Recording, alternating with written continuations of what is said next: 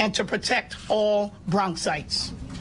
We need your help, both to prevent teens from joining gangs and to say something if you have information about a crime or imminent trouble.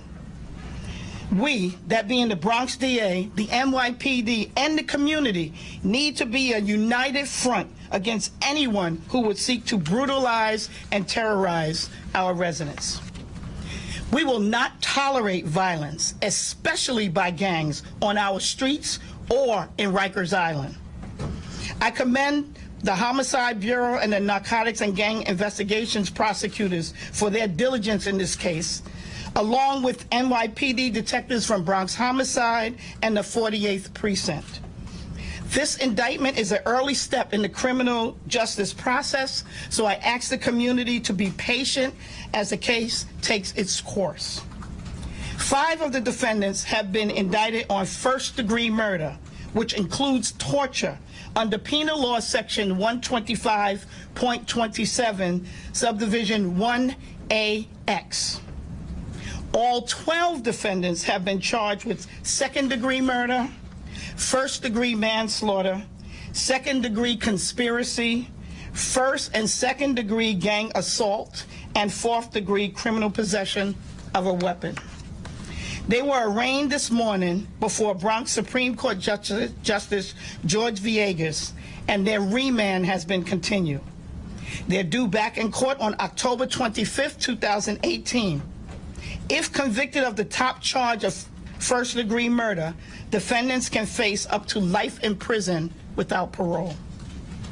According to the indictment, the defendants, members of the Los Soros sect, gathered at the home of their leader, Diego Suero, to plan to commit violence against another set of the Trinitarios called Sunset. They allegedly drove to the territory of the Sunset Group, came upon Junior, and chased him into a bodega in the Belmont section of the Bronx, where he tried to hide. According to the indictment, the defendants are then seen in surveillance footage from the store cameras entering the bodega, then dragging the victim out of the store as he fought for his life. When the victim was forcibly taken from the store, 5 defendants repeatedly stabbed and slashed him with knives and a machete in the neck and the body. The victim ran from the bodega to St. Barnabas Hospital and collapsed and died near the entrance. According to the investigation, after the stabbing, the defendants fled and went back to Diego Suero's home to hide weapons and to provide aid to defendant Elvin Garcia, whose hand was cut in the midst of the multiple stabbings the victim received. This is an ongoing investigation. Again, the case is being prosecuted by my Homicide Bureau and our Narcotics and Gangs Investigations Bureau. Again, I'd like to commend NYPD detectives Frank Orlando of Bronx Homicide Task Force and Joseph Flores of the 48th Precinct Detective Squad for their work on the investigation. Now at this time, Police Commissioner O'Neill will speak about the case.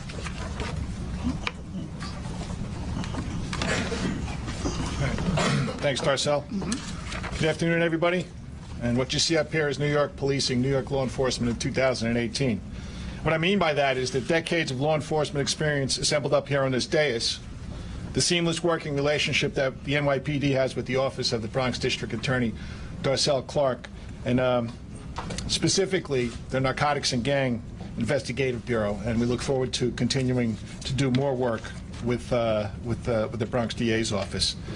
That's with all of our state and federal law enforcement partners, and most of all, especially in this case, the unrivaled help, the outpouring of nonstop assistance our investigators received from members of the community in this case.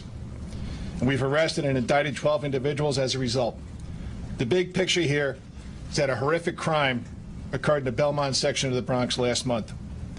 An innocent young man with a great future was unjustly targeted and brutally murdered.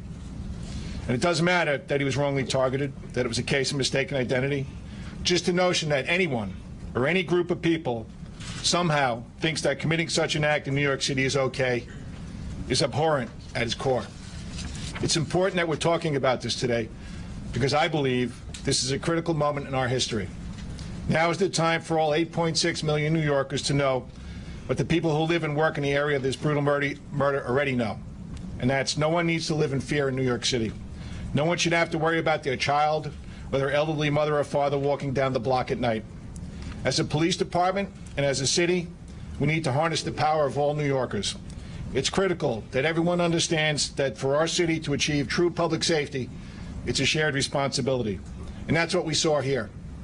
We quickly put out a video of the men who dragged Junior out of that bodega. I've got to tell you, I've been a cop for almost 36 years now. That was one of the worst things I've ever seen. I've seen a lot of disturbing things, as we all have. The NYPD really does have the greatest detectives in the world, but we always ask for the public's help, and we did quickly in this case. The immediate response we got was tremendous. And what the NYPD saw here and what our city learned is that people aren't just going to stand idly by. The New Yorkers we serve want the same thing we all want. That's to work hard, to take care of their families, and not to live in fear. So the tips flooded in about the Trinitarios gang members who committed this unconscionable act. And it wasn't just via Crime Stoppers. In this murder case in particular, social media became a massive treasure trove of online tips. And the community, the NYPD, and the Bronx DA's office worked together to round up these killers in all the places they attempted to hide. It's important to understand that in a city of more than 8.5 million people, we know there's a very small percentage of the population who really drive most of the violent crime and disorder. Our mission at the NYPD to relentlessly pursue that small universe of criminals. And many of them are affiliated with gangs and crews. And it's important that we keep track of them and know who's fighting who, so we can predict and prevent future retaliation. It's all about associations, who hangs out with who, and who might become the next victim. Many of them commit robberies and deal drugs, but they also do credit card fraud, check forging schemes, identity theft, phone scams, and organized retail theft. Gangs are also involved in human trafficking, including the prostitution of underage.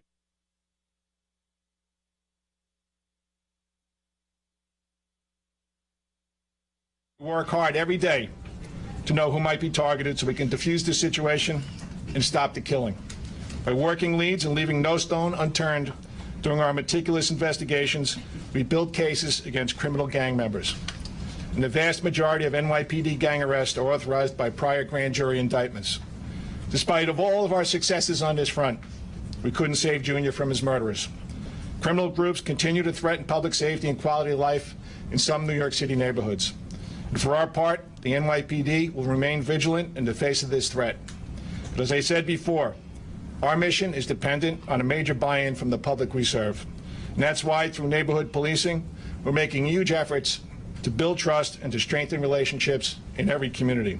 Because in every single case, we need all New Yorkers' help, just like we saw with the good people of the Bronx who helped bring about justice for Junior. Thanks, Darcel.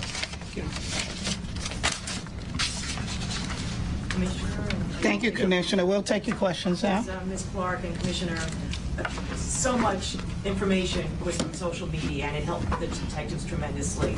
There was probably also some misinformation, and so many people, thousands, were writing to us asking about this tape, a sex tape, and whether that had any part in what happened, if it was an act of retaliation.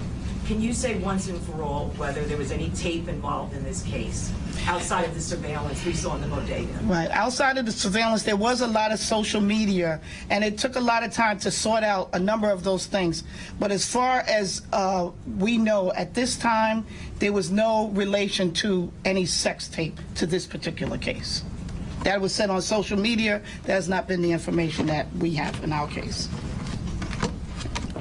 What does the arrest of these 12 members mean for the gang? Will they be totally dismantled at this point, or will there be an ongoing effort to keep tabs on them?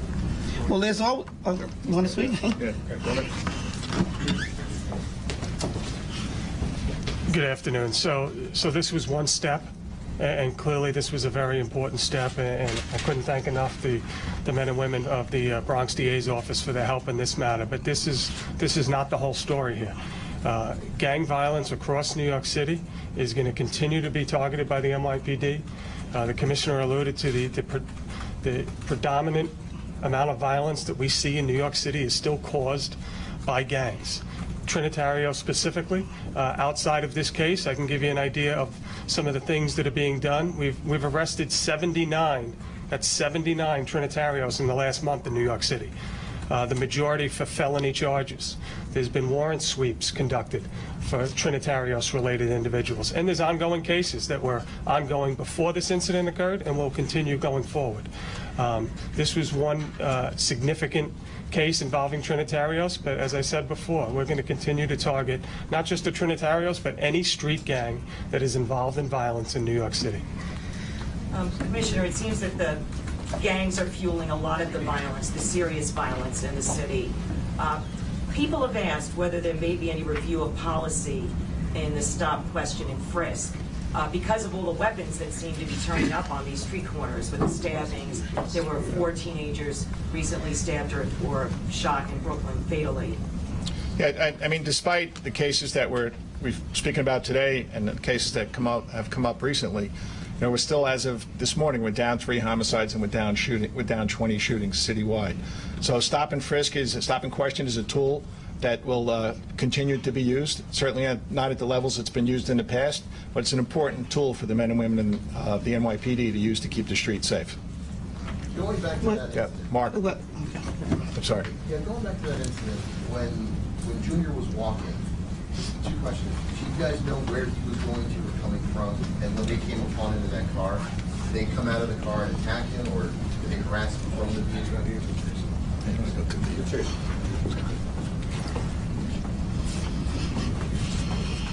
Good afternoon. So, Junior was at home that night. He leaves his house and he does go out to give $5 to a known person.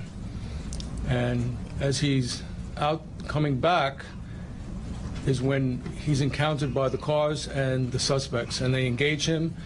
They exit the car. He obviously sees the threat and begins running, and they engage the pursuit after him and catch him in the bodega. Thank you. Yes. How do you address, you're looking for more cooperation with people, and in this case you can receive it, but how do you address people who fear consequences from gangs or gang members tracking them down? And perhaps that's why people don't cooperate. I fully appreciate that sentiment, but let me just take this opportunity. Crime Stop is a tremendous tool that's been in existence for a significant amount of time, completely anonymous. Let me repeat that, completely anonymous. You can call up 577-TIPS. You can give the NYPD information 24 hours a day. You can even make money doing it. And many people turn down money and don't want money. They just want to give information. But completely anonymous, it will not come back to you. And I'd like to view it as the civic duty. It will go a long way to putting pieces together to really allow us to put pieces together and combat this crime. So do you think this is a turning point, this case, and it is a particularly outrageous case? Do you think this is a turning point? I personally would like to think it is. And that word outrage, and the DA used the word outrage, and I couldn't echo it enough. I'd like to see a little more outrage about 5 to 7 miles south of here in Brooklyn, quite frankly. We've had in 3 days a 15-year-old, a 15-year-old, and a 16-year-old murdered on the streets of Brooklyn within about 2 miles of each other. If you go back a couple days before that, we had a New York City on-duty detective shot in the line of duty. We had an off-duty MTA worker on a train yesterday in Brooklyn. What's the common denominator in almost all of this? Gangs and violence. Gangs and violence, and usually guns. So I think outrage is a good thing, and it can be used as a tool, and I'd like to see a hell of a lot more of it. And anyone for cases that are here in the Bronx, my office does have a witness security program that is specifically designed for anyone who comes forward and wants to be a witness to help us in the prosecution of any of these cases to hopefully secure their safeties in the course of the prosecution. Will there be any charges leveled against, or can there be against the bodega owner or operator of people in the store? Well, right now we went after the primary targets, the ones that caused this violence, but the investigation is ongoing, and we're going to follow the evidence wherever it leads. So we are continuing to investigate all matters. Was this a conflict inside the Trinitarios gang, or was there another gang involved? And if so, what was the other gang? The information we have that this was an intra-gang, so it was within the Trinitarios. Yes? Commissioner, you talked about the gang day case being a critical tool in gang, policing gang violence. How did the gang day case play a part in, locating the Trinitarios territories and where the suspects ended up? Dermot, you want to speak about that? Sure. As the DA mentioned, the different sets, it's all within this particular case within the Trinitarios. So, for example, when we have information from a number of sources, including what we already know in our criminal group database, combined with what we know from debriefings and cooperators in other cases, and we start to put these pieces together. Faction Sunset is having a dispute with Soiree. Well, who's in Soiree? Where are they from? What area are they normally arrested in? And you start to pull these pieces together. To do it without that criminal group database would really be asking my detectives to fight crime with one eye closed and one hand behind their back. Have any of these 12 been arrested or considered involved in any other murders or other violent crimes before this? You're talking about 12 people. We can get back to. There's a variety of. Some have a number of arrests. Some have minimal arrest records, but we can get back to you with specifics. Yes. Yeah. Is it clear why they believe Junior was their guy? And also, can you tell me what rank Diego Suero is, like in leadership? In terms of, as Chief Wilcox and I think the indictment mentions, Diego Suero, located in somewhat close proximity to that bodega, blocks away, a little more than blocks away, but in close proximity, was the leader of one particular set that is having an ongoing beef with another set of the Trinitarios. Okay, we don't know if he's like the highest ranking or... We're not going to get into that. Okay, and then do we know why they targeted Junior at all? Again, it's what we see in incidents that take place, and including this incident, is a meeting of the minds, if you will, to have retribution against a member of another group, and then they set out looking for a member of that group. But Junior was not a member. Correct, but what they believe at the time. You talk about the case, the investigation being ongoing. How sure are we that these 12 are it regarding the Junior case? Based on the information we have and the information we presented to the grand jury, we're pretty sure that these 12 are involved. But again, we're not going to stop looking. We will continue to look, and if other names of people or incidents come up, we will continue to investigate So those. is it possible that more than 12? It could be wherever the evidence leads us, that's where we're going.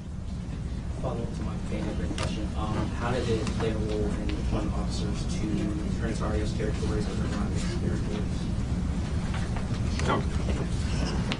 And again, the database lets us know where they hang out, where the Sorrows come from the 4-4 area. We know that the Sunset comes from the 5-2-4-8. So we know to deploy our officers in that area, be it the gang officers, patrol officers. And in light of this incident, we were able to flood those areas with uniform officers to prevent retaliation. I just have actually a history question, which I think is relevant. Commissioner, you said it's a critical moment in our history. And I was around 30 years ago when Officer Edward Byrne was assassinated by the crack gang on a corner in Queens. And the police department went on an all-out mission to erase those crack gangs from the projects, from the street corners. Is this a similar moment to what happened back then with Officer Yeah, I mean, Byrne? certainly we don't have the levels of violence in 2018 as we did back in 1988. In 90, there were 2,200 homicides. Last year, there were 290. But I think this is an opportunity for all New Yorkers, and it can't just be the NYPD.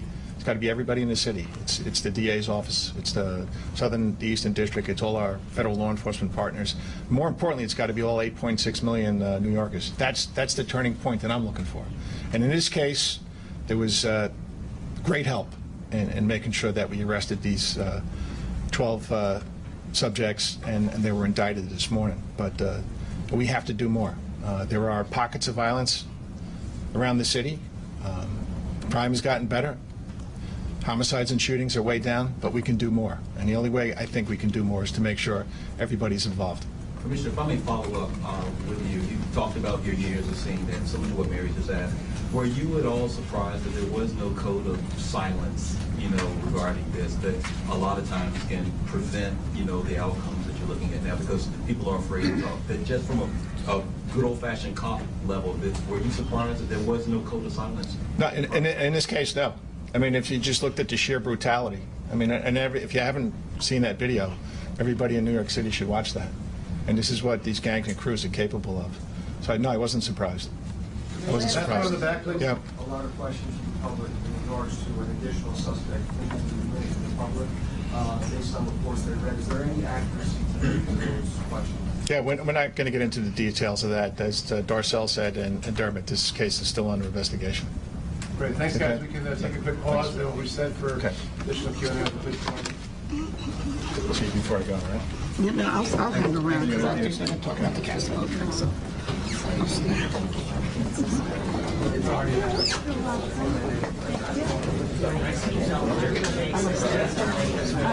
Nice to meet you. I can go in.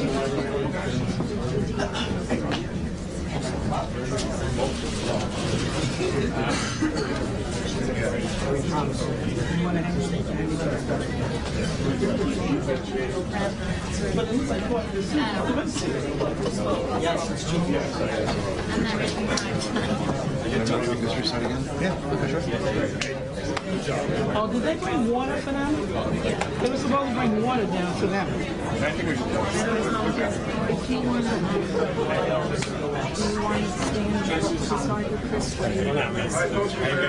Good.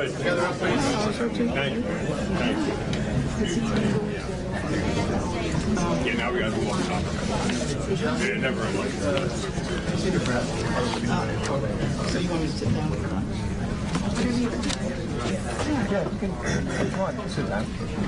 And she could just come up and can talk about Yeah, that's fine. Yeah, that's great. Talk about the Bronx. Ronnie, you want to get on the side? Even it out a little bit.